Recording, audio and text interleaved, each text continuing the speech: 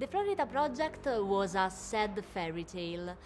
I think Red Rocket is a political fairy tale. So, how many points of contact are there between the United States of America with your protagonist, Mikey Saber? Well, Mikey Saber, um, I'm trying to paint him as apolitical as possible because one of the themes that I'm tackling with this film is division, because my country is quite divided right now politically. And I don't want to just be preaching to one side. It would be very easy for me to do that. So instead, I'm being ambiguous with the politics. I'm sowing the seeds to allow for different ways to interpret it.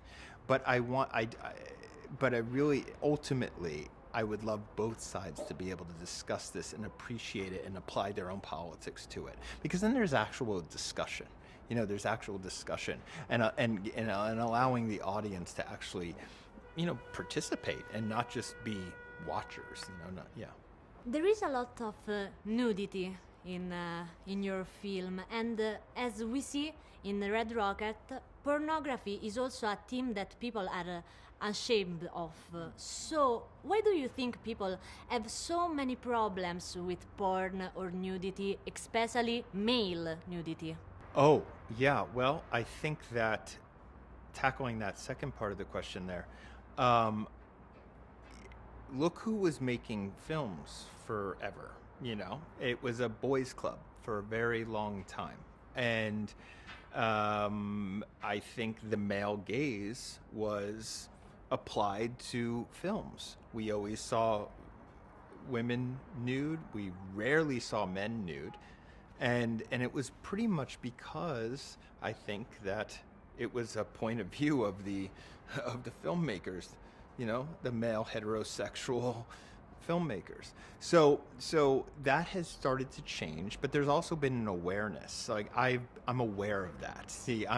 So for my last 4 films, I've been tackling sex work, but it's been important for me to balance it, to show just as much male nudity as female nudity, if not more. Just to just to mix it up. Just to be a little more. To be equal, equitable, So I there's that, but there's also this weird place that the U.S. is in right now, a very puritanical place where we're afraid to look at nudity or sex unless we're at home doing it in private with pornography. It's something that we shy away from, but we don't shy away from extreme violence. That's absurd to me. I was watching Suicide Squad recently, which I actually really like. I'm an adult. I was able to go and watch the extremities of this film in a way that I didn't take it seriously, but I just enjoyed it. I was entertained. But I saw a 7-year-old watching it, and I thought, I don't know about that. If I had a child, I would not allow my child to see this extreme violence.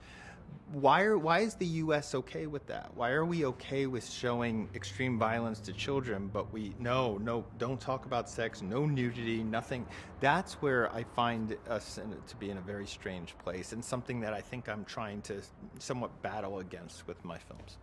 Why did you choose the song Bye Bye Bye of the NSYNC boy band for your movie? Well, I have to tell you, it came to us during production. It wasn't written in the script. It actually came to us during production because I found out that Suzanna's son, who plays Strawberry, is a wonderful musician, and she can sing, and she teaches piano. So, I like to use the other skills of my actors and incorporate them into the film. And so we said, Susie has to sing a song.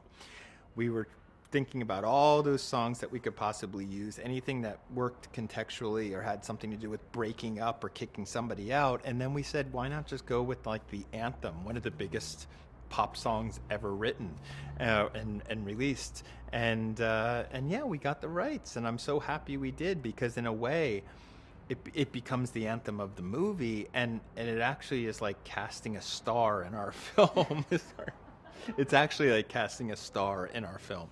So yeah. It's a great choice, and she's very good Oh, she's in great. the scene. Yeah, she's it's wonderful. very intimate as a scene. Yeah, she's wonderful. How important are colors in a Sean Baker's movie? I don't.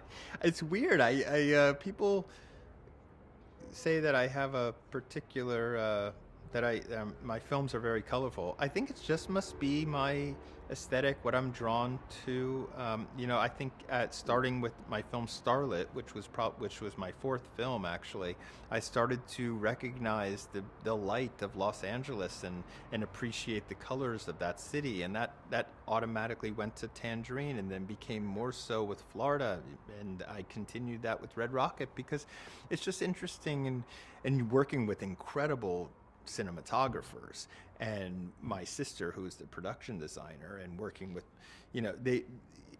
surrounding myself with people with a similar aesthetic, and trying to finding that beauty, finding that color. I think it's so important because that's life, and so, yeah. I hope I answered your question. You're a very colorful director for me. And it's wonderful. Oh, that's great. That's great. I mean, life can be colorful.